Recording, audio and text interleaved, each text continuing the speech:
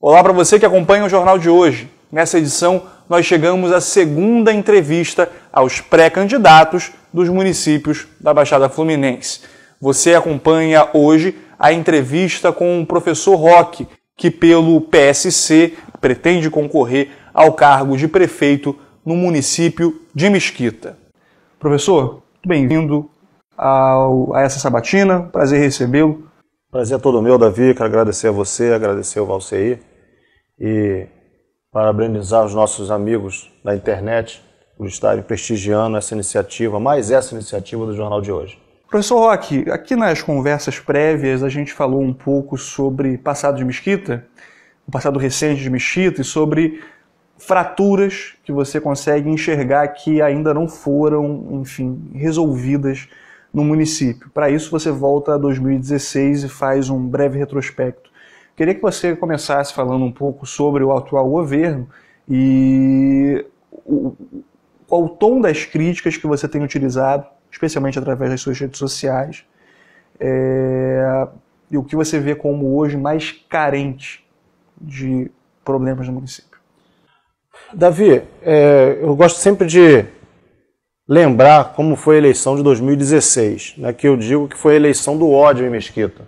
Né? Por quê? O prefeito Rogelson, ele se perdeu ao longo do mandato, a cidade estava um caos, e aí hoje, pessoas que se dizem oposição ao Rogelson estavam todos juntos, vereadores, empresários, o atual prefeito, todo mundo participou do governo, mas naquele momento de caos, todos abandonaram o GG, e o ódio tomou conta da eleição. Né? A população, com ódio do GG, elegeu um outro candidato sem ser o candidato. Né? E o outro candidato foi candidato pelo ódio do GG, porque era secretário do GG. E a cidade vem sofrendo ao longo desses anos. A minha crítica é: muita coisa que foi feita nos governos anteriores está sendo desfeita, está sendo desconstruída, está sendo destruída pela gestão atual. Minha crítica é essa. A gestão atual ela acabou com o banco de alimentos, acabou ou simplesmente impede o funcionamento regular. Uma questão que se levanta para mim nesse contexto é a seguinte: você é alguém que participou das 5 eleições que o município teve. Trabalhava já na Câmara de Nova Iguaçu, na ocasião da emancipação, também fez política em Mesquita. Foi presidente de um importante partido da cidade que governou durante 2 mandatos. Na tua visão, quais são as grandes diferenças que a gente consegue enxergar entre os governos que se sucederam, que se colocaram no município, e por que razão esse tom de crítica e de apontar, né, problemas tornou-se, na sua visão, mais crítico nesse momento? Davi, eu sempre participei da política e nunca fui candidato. Né? Eu, como você mesmo lembrou, eu já trabalhava na Câmara de Nova Iguaçu em 97. Mesquita se emancipou em 2000. Em 99, a primeira eleição foi 2000 e o prefeito Paixão assumiu em 2001. O clamor pela emancipação de Mesquita era uma coisa antiga no distrito de Mesquita. Né? E o fundamento era claro porque a população queria se emancipar. Quando Mesquita se emancipou, nós tínhamos 9 escolas municipais. Quando nós assumimos a prefeitura em 2005, Mesquita tinha 15 ou 16 escolas municipais. Quando nós entregamos a prefeitura em dezembro de 2012, Mesquita tinha mais de 30 escolas municipais. Então isso mostra, é um exemplo de como a cidade se desenvolveu ao longo dos anos. Né? Agora, por que eu faço as críticas para a gestão atual? Davi, no meu entendimento, Mesquita evoluiu muito desde a emancipação. Né? Para você ter uma ideia, o primeiro orçamento de Mesquita foi algo em torno de 30 milhões.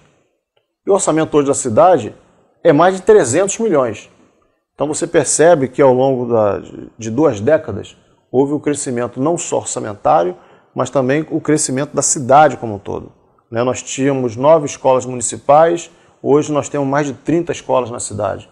Né? Unidade de saúde, nós tínhamos basicamente uma unidade de saúde, que era o posto da Rua Paraná, e hoje em dia nós temos várias. Mesquita viveu momentos muito bons. A eleição de 2000, estou pensando aqui qual ano, foi 2000, né? Eu fazia parte do grupo que era oposição a outro candidato, que era o Zé Monte Paixão, mas você via na cidade a festa, a emoção da população em eleger o primeiro prefeito, né? E que foi o Zé Monte Paixão, e que muito fez pela cidade, tá? Eu era oposição a ele, mas já falei para vários integrantes da família dele, incluindo o atual vice-prefeito, o Valtinho Paixão, o ex-vice-prefeito Paulinho Paixão, o quanto eu vejo que o Paixão foi importante para a cidade. Mas a eleição de 2016, ela não foi marcada pela alegria, pela festa que tem que ser marcada, o principal ato de uma democracia, que é o povo ir lá escolher quem vai governar. A eleição de 2016, na minha visão, foi tocada pelo ódio. As pessoas estavam com ódio do ex-prefeito. O ex-prefeito, é verdade, se perdeu ao longo do mandato. No final, a cidade estava um caos. E aí surgem os traidores, os aproveitadores. Todos que se colocaram contra ele, na verdade, estavam todos juntos naquele barco, entendeu? No meio da tormenta.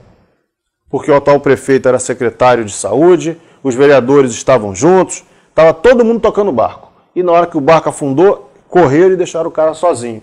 Então, a população estava revoltada, o prefeito atual foi candidato pelo ódio também, porque queria mais espaço, porque ele que financiou a campanha do antigo prefeito Rogelson, era o secretário de saúde, tinha outra secretaria que era a Secretaria de Educação, e achava que era pouco, e foi a marca da eleição de 2016. E o povo vem sofrendo agora, ao longo desses últimos 3 anos, com o ódio que é implementado pela gestão municipal. Isso que eu achei interessante nos seus planos prévios, que você está colocando nesse momento para pré-candidatura, é a intersecção entre áreas que a gente às vezes não vê como bastante distintas. Você fala, por exemplo, de transporte muito próximo ao desenvolvimento econômico. E com isso lida com algumas dificuldades muito específicas de Mesquita em relação ao consumo interno no município, prejudicado por essas dificuldades. Queria que você explicasse um pouco disso. Sim, o que eu estava comentando é o seguinte. O que acontece? Nós temos que comparar as cidades que são parecidas, né? E para a felicidade da comparação, Mesquita e Nilópolis são cidades vizinhas, são muito parecidas, tanto na questão territorial quanto da populacional. E qual a maior diferença entre as duas cidades? Nilópolis tem um comércio consolidado e Mesquita não tem um comércio consolidado. E aí a gente tenta entender o porquê dessa diferença tão gritante. E a gente percebe o seguinte, a população de Mesquita, qualquer morador de Mesquita hoje sai de casa e vai para o ponto de ônibus, é convidado a pegar um ônibus e ir para outra cidade, ou Nova Iguaçu, ou Belford Roxo, ou Nilópolis, ou até mesmo o centro do Rio de Janeiro. Enquanto em Nilópolis você tem várias linhas de ônibus municipais interligando todos os bairros da cidade. Então um dos grandes problemas da cidade de Mesquita é não ter linha de ônibus interligando os bairros. Nós temos 168 mil habitantes e temos, de acordo com o CAGED, que é o cadastro de pessoas que trabalham com carteira assinada, 12 mil profissionais de carteira assinada.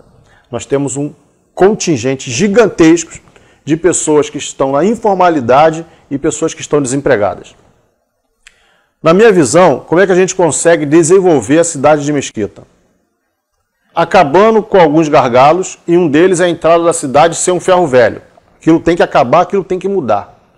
Você tem que entrar na cidade e perceber que você está entrando numa cidade do século XXI. E aquele ferro velho ali leva a cidade para o século XVII, século XVIII. Um outro grande problema da cidade é que não tem o comércio consolidado. E aí vira um efeito Tostines. Não tem o comércio consolidado porque não tem transporte. E não tem transporte porque não tem o comércio consolidado. Só tem uma maneira de vocês acabar com esse ciclo vicioso, que é a prefeitura subsidiar o transporte. A cidade precisa ter transporte coletivo interligando todos os bairros. A pessoa consiga sair da Chatuba e chegar na Jacutinga, sair da Coreia e chegar no Cosmorama, sair da Vila Emil e chegar em Santa Elias. Quando você conseguir agregar isso na cidade, você vai conseguir trazer lojas para a cidade. O dinheiro vai circular na cidade. A renda vai aumentar na cidade. E para isso a gente precisa ter algumas intervenções da prefeitura, né? Eu pretendo conversar com a direção do Mesquita, com os sócios proprietários de Mesquita e usar aquele espaço da sede social que está sendo subutilizado para colocar ali um empreendimento. Ali tem que ter um mercado grande, como o Mercado Guanabara, um shopping, alguma coisa. Nós precisamos pegar o espaço atrás da prefeitura, entre a prefeitura e o tênis, e transformar ali numa rodoviária, em que os ônibus circulem a cidade inteira e deixem as pessoas ali no centro da cidade. Nós precisamos negociar com o governo do estado e trazer um poupa-tempo para Mesquita. Precisamos fazer com que as pessoas circulem no centro de Mesquita. Só assim nós conseguiremos consolidar o centro de Mesquita, consolidar comércios já consolidados também, como Vila Emil, Edson Passos, Cosmorama e outros bairros da cidade. Então, enquanto não tiver em Mesquita uma política de transporte que interligue todos os bairros, que facilite a mobilidade da população, você não vai conseguir o crescimento do comércio da cidade. Nesse sentido, você acaba tendo algo muito parecido com o que acontece, seja no nível de federação ou dos estados, que é de fuga de capital, né? Você oferece incentivos e no caso, não precisa haver incentivos dos outros municípios. Nesse caso, o que acontece é um problema de gestão, pelo menos é a proposta que você traz, que acaba gerando uma fuga de capital em que o município mesmo sai perdendo. Exatamente. Por isso que eu defendo que a prefeitura tem que, de alguma forma, subsidiar o transporte coletivo na cidade de Mesquita. Esse recurso sai para o transporte, mas ele volta com ISS, volta com ICMS, volta você gerando a economia da cidade. Hoje em Mesquita, todo mundo ou tem na família alguém desempregado ou conhece alguém desempregado. Essa é a realidade da cidade. Então nós temos que fazer com que a economia cresça e só vai crescer a gente, primeiro, incentivando o micro e o pequeno empresário. E depois, trazendo empresas grandes para Mesquita que consigam se adaptar à nossa geografia. Uma outra intersecção, um outro diálogo que o senhor propõe em duas pastas de governo é entre assistência social e infraestrutura. É algo que muitas vezes parece tão distante da realidade. Enquanto a assistência social está lidando ali com as pessoas em maior vulnerabilidade, maior necessidade, a infraestrutura, bem, ela está empregando bastante gente. A impressão que dá é que são pautas importantes para a vida de quem está no município, mas que não tem muita proximidade. Mas você estabelece um diálogo mostrando que, em Mesquita em especial, você tem motivos mais do que suficientes para colocar essas duas áreas muito próximas. Sim, e Davi, esse é um problema crônico da cidade de Mesquita na gestão atual, que é a assistência social.